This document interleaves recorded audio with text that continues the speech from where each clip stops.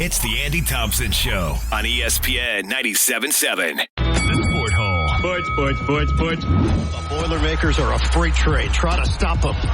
Edie is there for cleanup duty. Lawyer. He's got it. Purdue in control. Cold-blooded three. Edie, a menace underneath. And Purdue fans can taste it. And Matt Painter and the Boilermakers advance to the national championship game. Sport Hole, who you got in the Natty tonight? It all comes down to this. The unbearably obnoxious Danny Hurley and the Yukon Huskies versus the big fella, Matt Painter, and his big fella, Zach Edey. Edey's got a chip on his shoulder that stands 7 foot 4 inches tall after losing to an NAIA school last year in the first round. Yukon, the underestimated blue blood with more NBA players than the Utah Jazz. It's the New York suburbs versus the Midwest heartland, Larry. I know who we're cheering for. It's the team of John Wooden's youth versus the team of Jim Calhoun's cheating, probably. Here's what I think. I hate football stadiums for the Final Four. Everybody says this. I say it every year as well. It's an absolute travesty to make these guys play the most important games of their lives in these airplane hangars just so you can cram in 70,000 fans. That's, 3% of the total audience who's going to be watching this? This is a made-for-TV event, Larry. The national title is going to have 20 million people or whatever hopefully watch it. 18.7 million people watch the women's tournament. So maybe less will watch the men's, but still, 95% of your audience is on TV. So it doesn't matter what venue you're selling tickets to. I know you want it to be a big deal and you want it to feel huge, but I hate that they have to go and play in a place that it would be like the NFL saying we're going to go and play in Mexico City at the Azteca that has 200,000 fans, instead of doing it in a classic NFL stadium that has 75,000 fans just for the big game. It doesn't make any sense to me. It throws the sight lines off, Larry. Have you heard that before? Yes. Yeah, well, I think that's true. I don't think that's just a talking point. I think it's weird that the bench is beneath the court. I hate all that stuff. So that's the first thing I always think about the Final Four and the championship. Yes. I like that all 4 of these teams are primarily senior and junior teams. There's one freshman who started on any of the Final Four teams this year, and I like that. I think that the way things are going, programs like UConn or Michigan State or whatever can compete a lot better now than they could have 10 years ago when the one-and-done stuff first started happening. So it's good for college basketball that college basketball players are winning the national title. It's not the NBA players. When Calipari won it in 2012 or whenever, he had NBA guys and always has had NBA guys, but he's only won one title at Kentucky because he doesn't have any stability with his program. And then you add in the NIL and the transfer portal, and nobody really has stability in their program. But good Power 5 programs do and are rewarded if you can keep guys like Zach Edey, who declared without an agent last year for the NBA draft, realized he was going to be a second-round draft pick probably, and said, okay, I'll come back and try to win a title. And if Purdue does, Lawrence, they'll be the second team ever to lose in the first round to a 16 seed, and then the next year win the whole dang thing. We saw Tony Bennett and the boys do it several years ago. I'm rooting for Edey.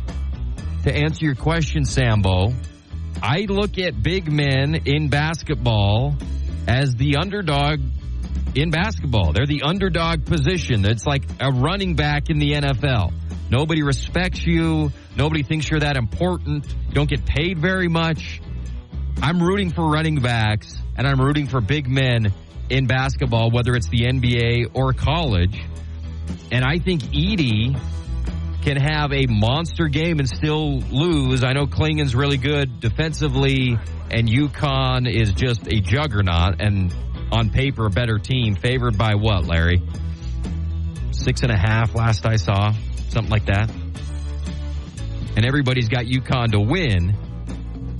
You got the line, Lawrence? Handy? No. I thought it was 6.5 last I looked. Can you take a peek at that when you get a chance? 6.5. UConn 6.5. No. Yes. Okay. All right. We're on the same page. So I'm rooting for Edey. And I know Edey has gotten crap throughout the tournament because he gets a bunch of calls, and he came out and called out Rick Barnes after they beat Tennessee, like, you didn't want any piece of me. How do you like me now? Caitlin Clark kind of did that to Gino Auriemma, UConn, for not going after her. And I think it's weird anytime. Caitlin did it in a much different way than Edey did. Edey called Rick Barnes onto the carpet and said, you are a schmuck. I just beat you. Huge chip on my shoulder. And after he did that, I was like, that's a little over the top, son. What are you, 19 years old? You're calling out Rick Barnes? I mean, you weren't good out of high school. You were 7'4", but you were a project. And a lot of people didn't believe in that project. But now that you're good, I love you. And it was worth the project. You put the work in. Now you're smooth as butter and you can hook with both hands. And I'm rooting for you. So I'm a big Zach Edey guy tonight, Larry. As I know, I think you are too, right? Yes. And I love Matt Painter. He's kind of a blowhard, but I like his style. And I like that he reveres Gene Cady. And I saw him say, I didn't choose Purdue, I chose Gene Cady. And he's my guy. And, you know, he represents all I want to do at Purdue. And we have to go after a certain type of kid because we're boring Purdue. We're not a blue blood. We're in West Lafayette, Indiana, which nobody cares about or wants to come to. And I agree with him. I don't know how Purdue is as competitive as they are every year because they're not the prestigious Bloomington, Indiana, where Indiana is. They're kind of the JV school to go to for basketball in Indiana. Boring colors, not a lot of sexy marketing or anything like that. It's just Purdue. You're in a freezing cold place that nobody cares about, and for some reason, because of Gene Cady and now what Matt Painter's doing, they're on the radar, Larry, for basketball, and I got to respect that. You can say the same thing for UConn in Stores. That's another rural farm place, you know, neighboring New York City, and what Calhoun did there in 1990 is amazing. His whole tenure there through the 90s and having them be elite and getting all these NBA guys to come to UConn who didn't have a big history before he got there in 1990 is remarkable, especially now that they've won so many championships after the year 2000. So I respect both programs, Lawrence. And I say how Hurley's obnoxious and hard to deal with, his cockiness, and he's brash and whatever. But I respect what he's doing. It's incredible at UConn. Anything else on that game? No. Purdue's 9-0 against top 15 opponents this year. UConn's 8-1. Their only loss was to Creighton and Ashworth and the boys, a couple months ago. So Purdue has shown we can beat the Big Ten big boys. We can beat Gonzaga. We can beat some of these top 15 opponents, and they beat them all. Both teams are 5-0 against the spread in the tournament, and they're awesome against the spread. Like, they're not even close to the number in most of their games. UConn especially, but even Purdue. So I think it's going to be an awesome game. You can hear it on ESPN 97.7, right, Larry? Yes. Fantastic. Yes, you made a boo-boo. I did. I did. The boo box. Uh-oh, time for the Boo Box in the Sport Hole. The weekend's over, Larry. And the bell tolls for somebody to be thrown into the boo box. We hate to do it, but we have to every Monday. And who do we got today, Larry? Final game on the line. Mule, the drive, 5 seconds left. Looking for Beckers and an offensive foul. All right, we're going back to Friday night, right? UConn has the ball down by 2 or whatever against Iowa. It's unbelievable. They're coming back against Caitlin Clark. The whole narrative of Caitlin and the greatest ever and her going to the national title, that's all on the line. UConn and Paige Beckers have the ball. Gino's drawn up a play to get it to Paige. And then the ref calls an illegal screen to ruin the game for everybody. Boo box. And they're going to the boo box. And what it immediately reminded me of, Larry, was 2 Super Bowls ago when the Chiefs have the ball. It's 3rd down. If they don't get it, end of the game, they're going to have to kick a field goal. And Philadelphia is going to get the ball back and have a chance to win the game with plenty of time left. Instead, they call a weak sauce holding on Philadelphia, which allows the Chiefs to get the first down and drain the clock. That is exactly what happened in this game. I was happy that Caitlin won. It would have been devastating if she didn't get to go to the title, but for it to happen that way, for the first time in my life, I felt bad for Gino. He couldn't believe it. And after the game, he said, that's not why we lost, which I respected. And they did a great job against Caitlin. And South Carolina was just so big and strong and got every offensive rebound. And even though Caitlin came out firing and had an awesome first half, she just didn't have the personnel around her. Let me throw somebody else in the boo box, Larry. Boo box. Iowa's got the ball. They're down 5. They've been down 12. They've been down 15 or whatever. They cut it to 5 with a couple minutes left. I don't know. I can't remember the player's name. Caitlin gives it to her with plenty of time on the shot clock. You're down 5. And the player that Caitlin passes it to thinks, oh, I'm going to go do something with the ball. Not the best player that's ever played the game. I am. She goes into the lane and travels, Larry. Gives South Carolina the ball back. They score. Game's over. You had a 5-point deficit with just a couple of minutes left. And Caitlin should have hoisted a 3 as soon as she got the ball. But no. And so number 5 or whatever is also in the boo box with the referee. I thought Dawn Staley... Do you have the audio, Larry, of what she said after the game? No. She said, look, we won. Congratulations. This is a special group of girls. We had 5 WNBA draft picks last year that left, and we reloaded and came and went undefeated and won a title.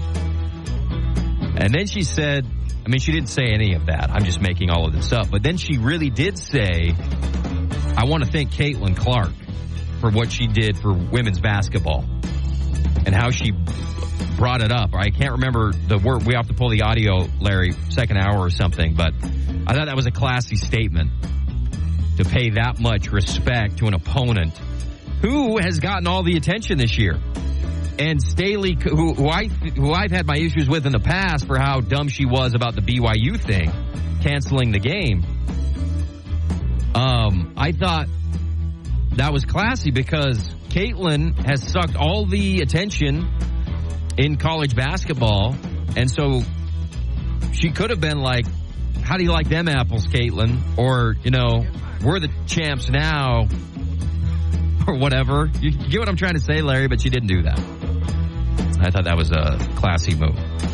South Carolina's win over Iowa was seen by an astonishing 18.7 million viewers and peaked at 24.7 million. That's an 89% increase from the 2023 title game and a 285% increase from 2022. And I think it's the most watched basketball game, men's or women's or NBA, since like 2019, Larry. Phenomenal. Anything else on that one, Lawrence? No. Well, let me say one more thing. Is that okay with you? Yes. The shower thought today was about Caitlin Clark and about how the big boon to women's basketball this year was that men were watching. And that's, women were watching too, but men who hadn't watched before were watching. And that's why your 285% increase from 2022. And what I was thinking about was Caitlin Clark is arguably, if you talk to Rebecca Lobo or you talk to some of these other great, Diana Taurasi or Sue Bird or whatever, they'll be like, she never won a championship. That's what Jay Williams says, too. She never won a championship. How can she be the best ever? Brianna Stewart won 4 titles, 4 championships in college. Diana Taurasi won 3. Lobo, Maya Moore, Lisa Leslie, Candace Parker. Do you want me to keep going, Larry? Yes. Cheryl Miller. How can Caitlin Clark, who's never won, be considered the best? And I don't know if she's going to go down as I think she already has, and that might be recency bias. But the reason why it was a 285% increase wasn't because she was the best women's basketball player ever. Because when Diana Taurasi was dominating, nobody was watching. When Diana Taurasi won her championship, it was nothing as far as TV viewership compared to what it is now. And she may have been the most well-rounded, talented player ever to play, at least this century. And nobody was watching. And nobody was watching when Brianna Stewart was winning or anybody else relative to what they're doing now. And so it's not just that Caitlin Clark is the all-time points leader and scores 30 whatever a game and is so amazing. It's that she's a freak. She is a freak. She's scoring in a way that nobody's ever scored before. She's shooting about 40% from 3, shooting 14 threes a game. And that is a blast to watch. It's the Steph Curry effect, where Steph comes into the league and is the funnest guy to watch maybe ever for some people. You could say Jordan or LeBron, but the way when Steph was at his peak in 2015, there was no more exciting player to watch because of what he could do and how he could make it from distance. And so there's been a revolution in basketball because of Curry, but there hasn't been another Curry, really. Everybody shoots threes, but there hasn't really been another Curry. Damian Lillard makes a bunch of long threes and makes a bunch of clutch threes, and he's awesome to watch, but he's not Curry. And Trae Young isn't Curry, and all these other guys aren't Curry. So to think that women's college basketball is going to keep all of these eyes on them and build on this incredible benchmark that Caitlin Clark has set, I think is not logical because of what a freak show she was and how special she was. There's been a lot of great players, but nobody who did it like she did. And so what they've got to do is have another freak show up who's able to do what she did, and that's a once-in-a-lifetime player. So it's going to hang on to ratings, and people are now invested in the storylines, and there's so many great personalities in women's basketball. Staley and Mulkey and all these players. Angel Reese is gone and Caitlin's gone, but there's players that are going to be back. So I think they're going to be better than they were 2 years ago, but it's going to be hard to keep it up because Caitlin's not there, and she was that good. Thank you, Larry. Do you agree with me? Yes. I'm surprised. Next topic. We got Katie. Katie Rosen with our first hour look at the National News Desk. Thanks, guys. This show is like the solar eclipse. Disappointing. From the Sport Hole National News Center on Bluff Street, I'm Katie Rosen. John Calipari is finalizing a 5-year deal to become the next men's basketball coach at Arkansas, sources told ESPN on Sunday night. What do these Kentucky fans want? For me to be better than Oakland? Sunday's NCAA championship game between Iowa and South Carolina was the most bet women's college basketball game of all time at multiple major sports books, including ESPN Bet, Caesars Bet, MGM, DraftKings, and FanDuel. They had total missed layups by Iowa's center at 4.5. Pay the over. Oh. Masters champion John Rahm has called for Live Golf to move to the traditional 72-hole tournament format used on the PGA Tour as the two circuits continue to compete against each other. Oh, I'm sorry, John. Here's another $100 million. Now will you just shut up and play how we tell you? Today's Sport Hole National News is brought to you by Lawrence's mom. From the Sport Hole National News Center on Bluff Street, I'm Katie Rosen, ESPN 97.7. Thank you, Katie. We'll hear from Katie again, second hour. The Sport Hole. Sports. 2-minute drill. 1-0 delivery. Hammered down the line in right field, and it is fair and slides into third for an RBI triple. Presented by Ideal Home and Auto Paint. All right, Larry, Region 9 recap from over the weekend. Snow Canyon remained undefeated. They beat Crimson 8-1 on Friday. Andrew Lyon had 11 Ks for the Warriors. Trey Evans had a solo home run. Desert Hills beat Cedar 11-8. They had an awesome week once again. And Dixie won 8-2 over Pineview. Max Orton had 4 ribbies on Friday. Desert Hills softball is undefeated right now in region play. Riley Green went 3 for 3 with 2 home runs for them on Friday. And this week, Snow Canyon and Cedar battling, Larry. How about that matchup? And don't forget the region rush tomorrow. See you then. What's new in Region 9? Can you speak up a little bit, Sambo? Judas Priest. Huh? Larry, you're in charge of these interns. What's new in Region 9? Well, impressive showing, I thought, by Desert Hills softball last week. They had Cedar. Cedar's one of the best, is a powerhouse, one of the best teams in Southern Utah, and Desert Hills swept them. Incredible. We talked about Riley hitting, she went 3 for 3 on Friday with 2 home runs, Larry. Yes. I was messaging Coach Taylor today, and she was just saying, whoa, that was tough. That was a tough series. They won by 1 run, I think, on 10-9 on Friday. On the boys' side, Snow Canyon remains unbeaten in impressive fashion. Andrew Lyon had those 11 strikeouts that I mentioned on the local editorial, Larry. And they've got Cedar this week. And Snow Canyon softball obviously also has Cedar. That's going to be an awesome matchup. Let's see. Hagen Reed went deep. Max Orton's hot for Dixie. And Dixie's just smoking, man. They are just pitching. They're fielding. They're hitting. Very impressive week against Pineview by the Dixie Flyers. So we're looking forward to this week in Region 9 baseball and softball. And you got to cherish them, Larry. You got to cherish each and every one of these games because they go by quick and it's over, just like that. Blink of an eye. You got to cherish it. It's like Billy Madison. Let's see, what else? Dixie High signing day was today. And we'll have a little feature on that tomorrow. But I wanted to say congratulations to Logan Whitehour, who's going to Green River up in Washington. Congratulations to Logan. Of course, he was such a key piece this year, played with these guys his whole life, and then was gone for a couple years, then came back and helped them have this historic year as seniors.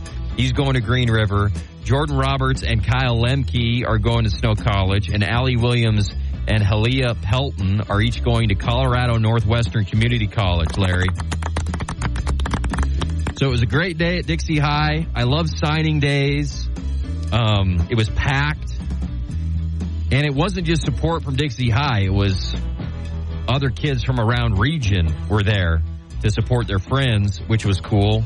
Mike Baer, the athletic director, did a great job talking about the kids and how they represent Dixie High so well and how they'll go off and do the same at playing at the next level. Coach Tyler Roberts spoke too. And it was great. It's you know, I'm sure for the admin, for the athletic director, for these coaches, it's an emotional time of the year when the school year ends because the kids are going to graduate and they're gone. It's on to the next group, and that happens every year. And it was a special group this year for Dixie High, no question about it. The Records, historic team, and an amazing career. 3 state championship appearances for the boys team. So congratulations to them and all class act kids, humble, coachable, all that stuff to represent Region 9 and Region 9 is very proud of those guys. And we'll be watching them, and I think that dynamic duo of Roberts to Lemke will be very special at Snow over the next couple years. So congratulations to all those guys. And we'll put out some more social media stuff on Dixie's signing day a little bit later on, right, Larry? Yes. Fantastic. All right, let's go. What do you got? What up, buddy? You're not very bright, are you? Andy versus Randy. All right, Larry, as we do every Monday, we welcome in my twin brother, Randy, to give us his constructive thoughts and compliments about our program. What's up, Randy? What up, buddy?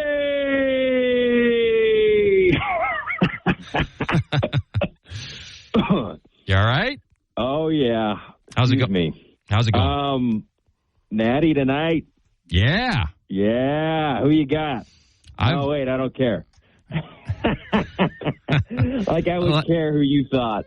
Yeah, like you're Jimmy the Greek. Oh, well, I have. I've actually been, now that baseball started, I've won a little bit. So, yeah, not bad. Who do you like tonight? Well, you pumped up? Not really. I was much more excited about the women. Really?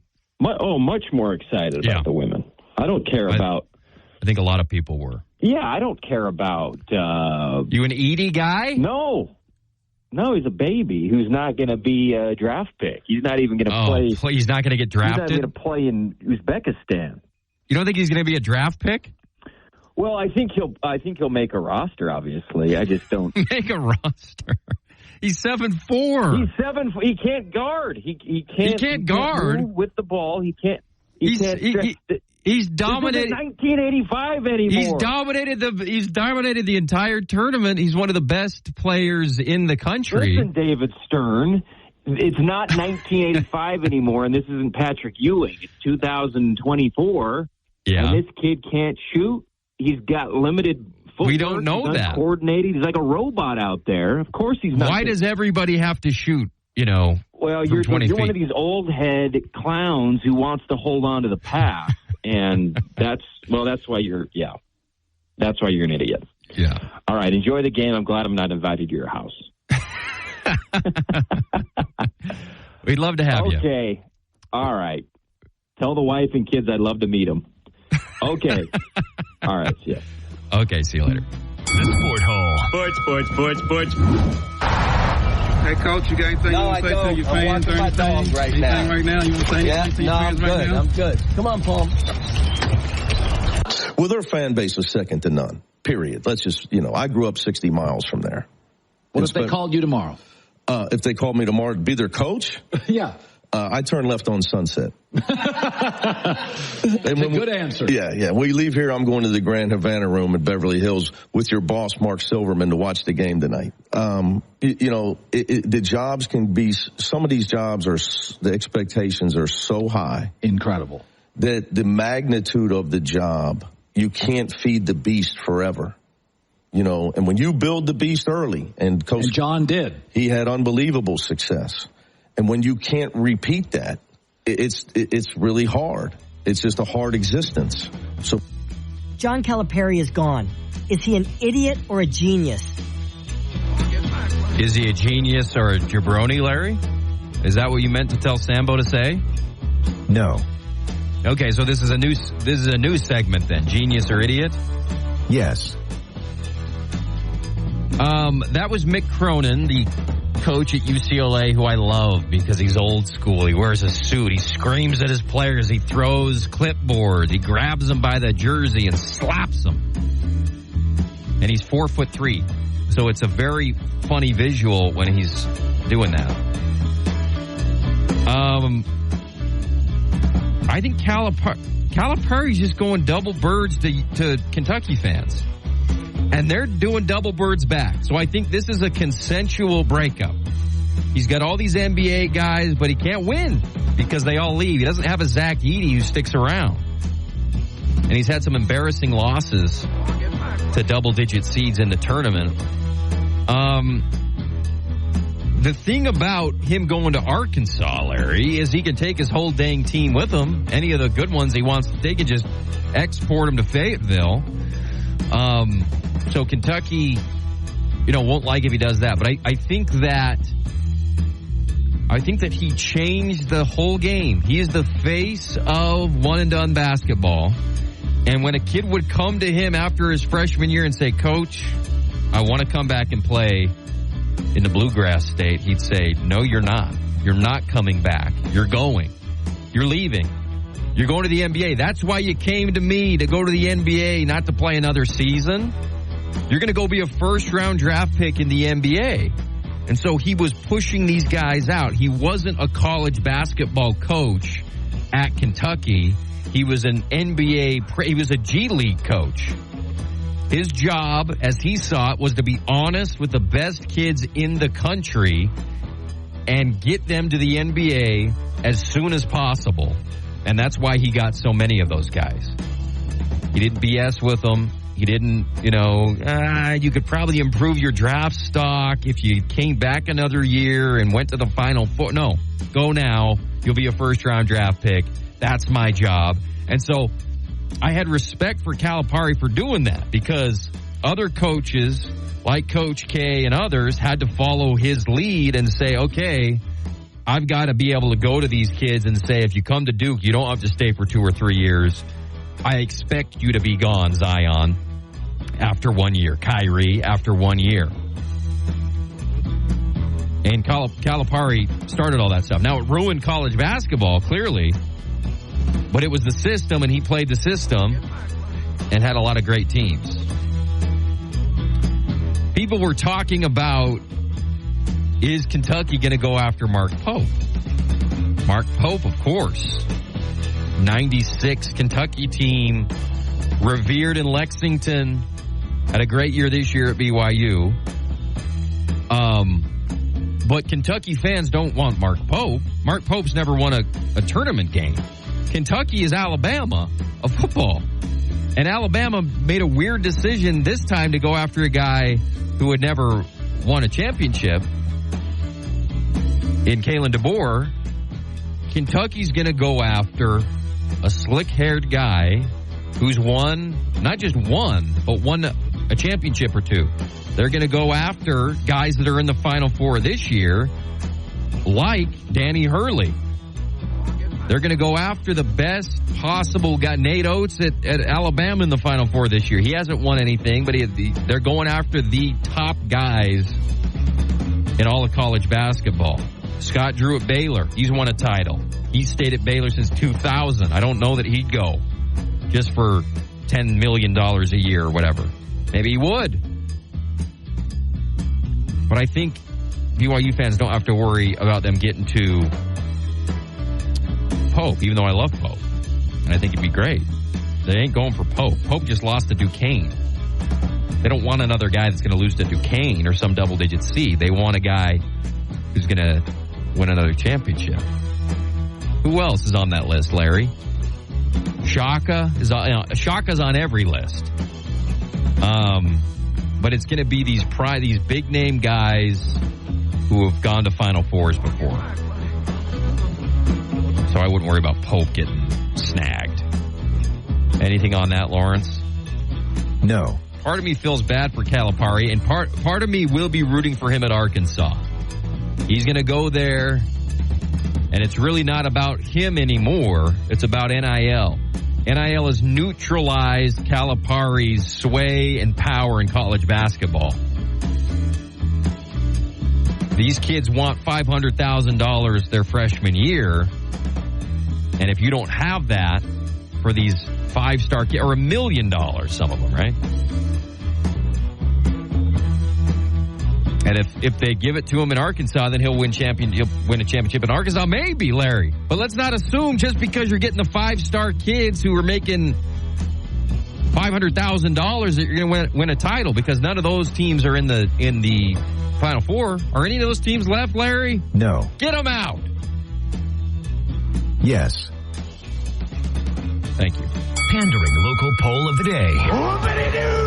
When I talk to NBA teams, there's a clear consensus that as a defender, he's already at that caliber of an NBA defender. We know about his basketball IQ as well.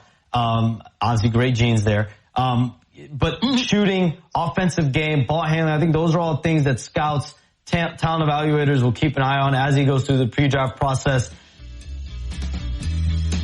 Should Bronny James really try and get drafted? No. We talked about this last week a little bit, right, Larry? Yes. So that was Shams Charania, your guy from Tweeter, who's fantastic, talking about Bronny James. He's perceived by NBA scouts as being a great defender, but the shooting and the dribbling and the scoring and the basketball playing, they're not so sure on yet. And if I'm Bronny, and I want to have an ounce of self-respect, Larry, I'm saying, look, Dad, and look, Maverick, I don't want to do this. You're putting me in a weird situation by even mentioning that I'm going to the NBA draft or putting my name in the NBA draft. You're putting me in a very awkward situation. I know you want me to go, and if I get drafted, I'm going to make millions of dollars, but I don't need millions of dollars, Bron, because you make $1 billion a month from China.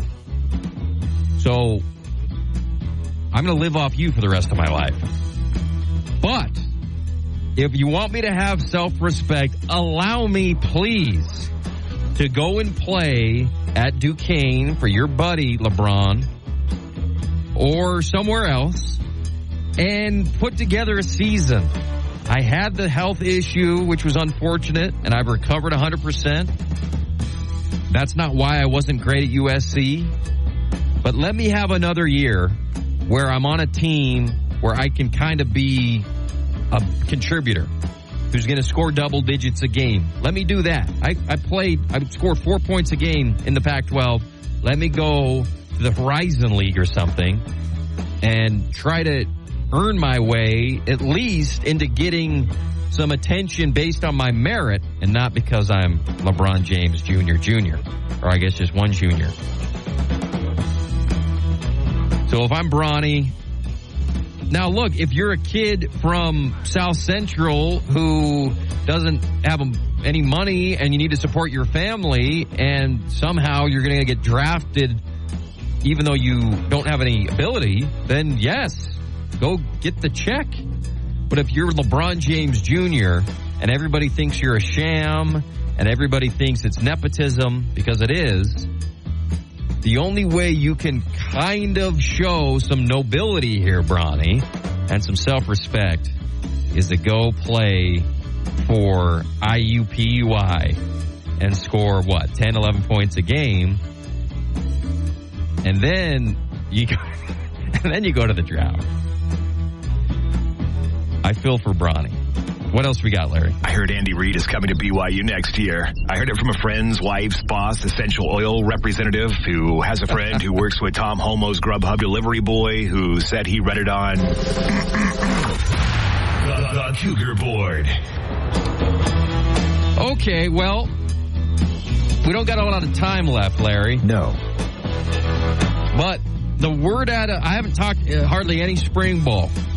But the word out of BYU spring ball is that Jake Retzlaff didn't throw an interception through 15 practices. what I want to say to Aaron Roderick or anybody else who's talking about this and going to the media and talking about Jake Retzlaff and how he didn't throw an interception is don't do that. Don't do that. If I'm BYU this year, I'm going to the media and just saying, look, don't come. Please. Don't come and promote our spring ball and talk about how everybody's flying around and how the defense looks great and, oh, boy, we've got these new guys or whatever.